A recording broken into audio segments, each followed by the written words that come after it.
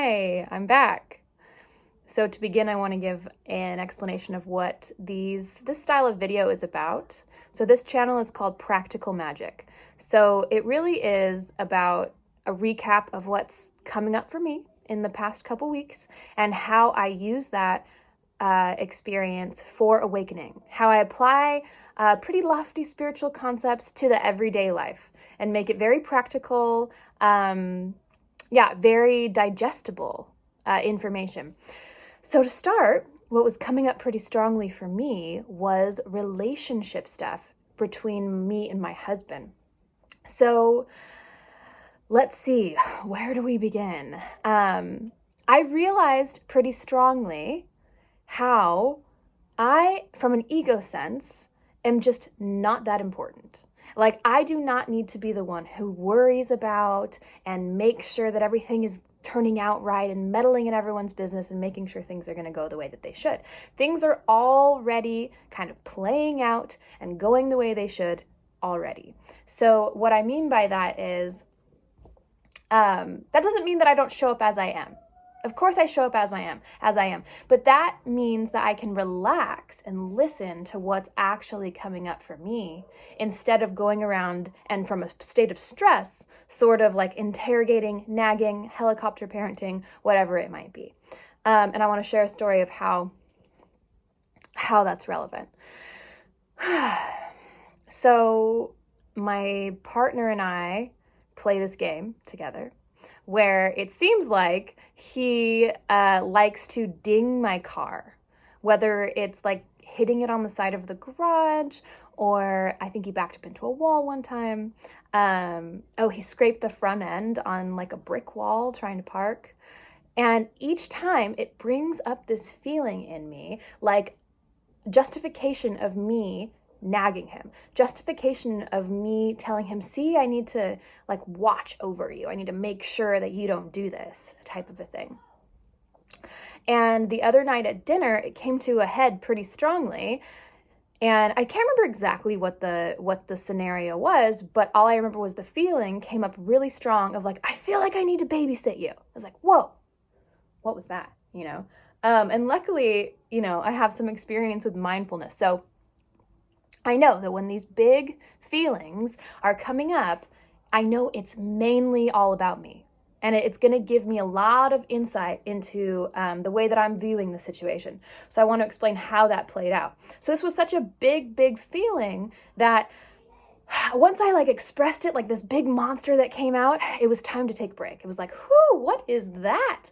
And all the fears were there. The fears of, well, maybe this relationship is not right, or maybe my partner's not right, or maybe this whole thing is like a threat to me, like maybe the relationship is over. Those were all the underlying fears to this feeling that had come to the surface.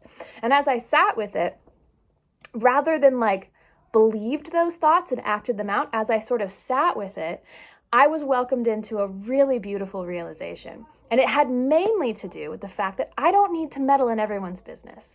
And it's funny because life will sometimes mirror to us our negative beliefs. It's like, oh, I have a subtle belief that I've like taken on the burden of the ego, that I need to be the one to make sure that everything's going all right. So life mirrors to me things kind of not going all right. But it's not to be evil. Life's not like Maleficent or whatever. I don't know if that's a word or the name of a movie character. But life's not like, it's not trying to hurt you. It's just showing you, it's going to bring the belief to the surface. So you feel that really negative feeling, like when my husband would ding the car, it would bring that belief to the surface. And that's the practice of mindfulness, of being able to, instead of, when you feel upset like that, instead of projecting it outwards, just looking at the beliefs that are active within you.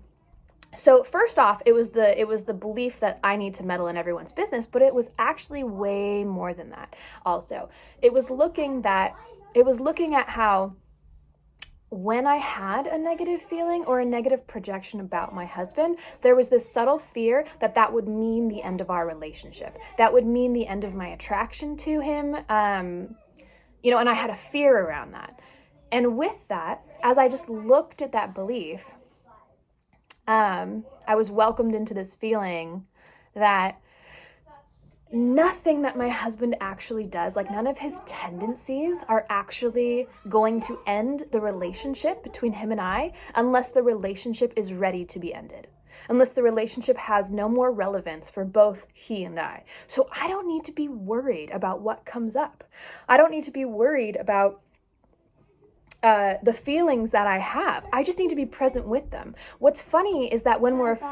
Okay, bye. My daughter just walked in the room. What's funny is that when we're afraid to be with what's coming up, we actually might experience what looks like the deterioration of a relationship. And that's because those fears, those feelings, those projections, whether they're true or not, you know what I mean? Whether they're true or not, when we're pushing them down, those negative feelings are still kind of there. They're just playing in the backdrop. So now they're coloring your relationship. Now now your relationship has this negative tone to it, like hiding behind in the background, rather than just being sat with.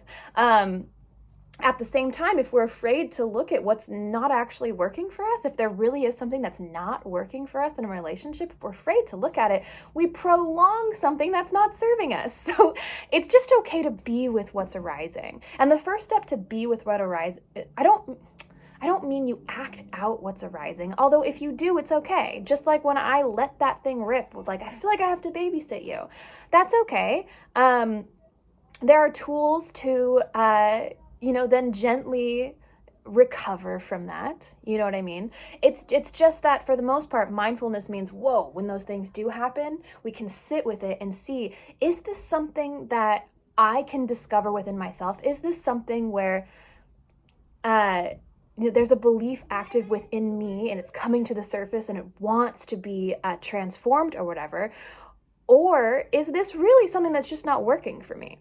But if it's something that is genuinely just not a match, if it's just not working, that doesn't have to feel negative. It's our mental stories that really make that into a feeling of suffering. Now, not being a match with someone, of course, is not going to feel super it's not going to be the same feeling as being a match to someone, which feels like really in alignment, like, woo, it's having a good time. Not being a match is going to have a certain energy to it, but it doesn't have to be suffering. It can just be clarity. It can be like, oh, I see. This is like not a match. The thing is, when we make not being a match into a threat to us, we're like, oh, we're not a match. And the way that you are, I can see is going to like take something from me or hurt me in some way. And typically, outside of severely abusive relationships, which, so I guess I'm not really talking about that. It's more like the way that we, typically things are just not a threat in that way. Typically things are just not a threat in that way. Like, that's a mental story. For example, let me explain here as well. And I don't know if you can hear, but my kids are like totally having like a situation out there. like that's my daughter. So yeah, let me explain. There was this subtle feeling for me. What I mean here, there was this subtle feeling for me that my husband's actions, whether it was decisions that he was making within his business or the way that he drove a car, were somehow threatening to me. They were somehow inhibiting my life or had the potential to inhibit my life. That was the fear. And I was just seeing very clearly that that is not true for me. That is not true for me at all, because I have trust in the way that things naturally play out, right? I have trust that when I'm in alignment, all of this shit is serving me. I don't need to be meddling or controlling or going from stress or fear because I'm afraid of it actually being a threat. See, that's always going to lead to more conflict, more worry, more unsettled feeling, because you're following that. Here's the balancing point. When we bring ourselves back to center through using the tool that I just said, looking at the beliefs and saying, oh, wait, I just forgot. It's actually not a threat to me. My husband is on his own path. He is perfect the way he is. He's figuring out in a way that is just perfect for the evolution of his consciousness, the evolution of his soul, not necessarily figuring out perfectly to make $1 million for me or to never crash the car again. That's not what's really mattering here. It's figuring out perfectly for the evolution of both of our consciousness in relationship to each other. Now, as I bring myself back to center into that really relaxed vibration, that doesn't mean that I'll never show up in a helpful way for him for his business. Or maybe I'll be like, oh, wait, stop, don't back the car into the wall. That doesn't mean I'll never say things like that. It just means that it might come from a place of, or it'll come from a place of joy. It'll come from a place of being more centered, coming from a place of relaxation. And those are the things that add helpfulness to your life in the way that you really want.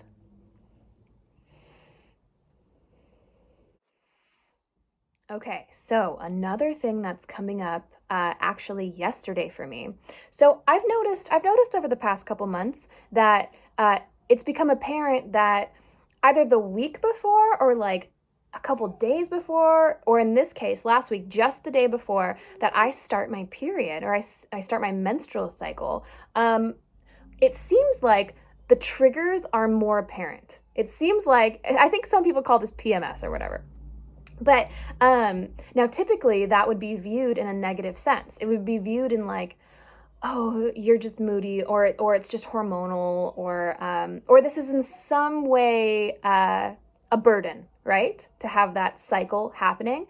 But I have found that that is not a burden at all, because what it does is it actually shows you more clearly the cycles or the triggers that are already present for you in everyday life outside of your menstrual cycle. But it's just intensified during this time. And this brings to a bigger point. So the point of spiritual practice and mindfulness practice is not to avoid triggers. It's not to never be triggered.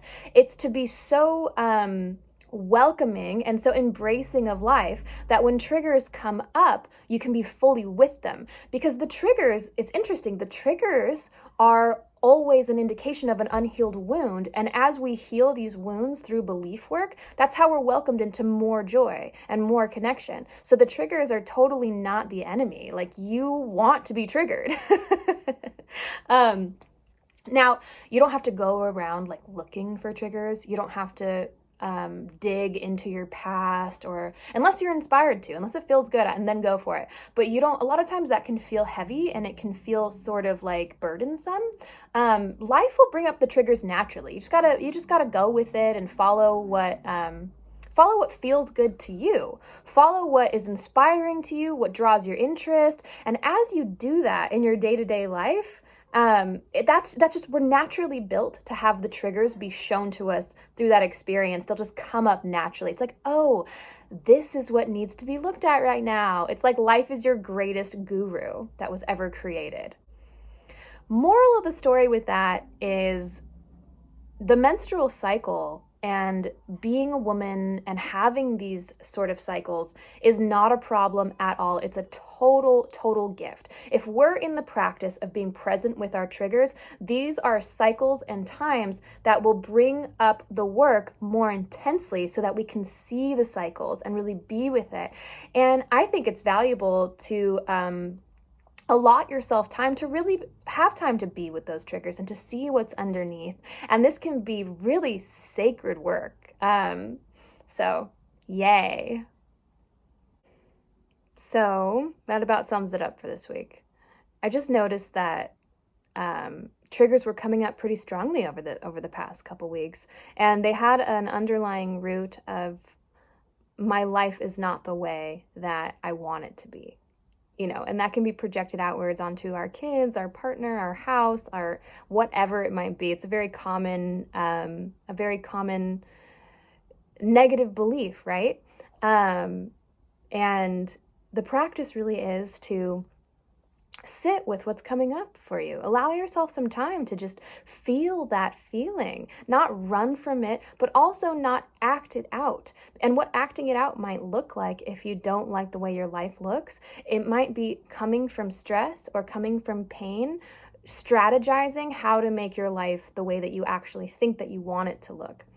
The way that I sort of rewire that is I see that my life is exactly the way I want it from the view of higher self, and I use everything that is arising to just bring me back to center and be grateful for the life that's in front of me. And as I'm in alignment, as I'm in that place of centeredness, then I can be guided towards the steps that actually create the life I truly want. Like, you cannot not care about being a millionaire and still become a millionaire. You don't have to strive and struggle and stuff like that. You can bring yourself to center and do it that way. Because all else, you're still running around with these core misunderstandings that life is serving you on a level beyond form. So what is in front of you holds the keys to your own awakening. And just because you are grateful for the life that you have now does not mean that your life will never shift or never change. Life is totally, totally malleable, but we don't want to create a life that stems from our own misperception that life can be anything other than perfect for us, because those beliefs will play out in our reality. They will come back towards us until we work on the core on the core misbelief, bringing ourselves to center. And then you can still create a beautiful life from there.